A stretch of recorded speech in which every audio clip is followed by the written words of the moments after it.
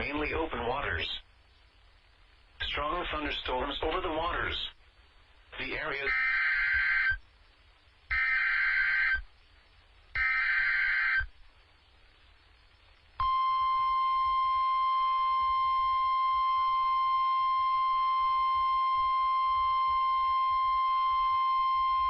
The National Weather Service in Milwaukee-Sullivan has issued a severe thunderstorm warning for northeastern Fond du Lac County and east central Wisconsin, northwestern Sheboygan County and east central Wisconsin, until 7:30 p.m. At 6:36 p.m., a severe thunderstorm was located near St. Anna, or 16 miles northwest of Plymouth, moving southeast at 15 miles an hour.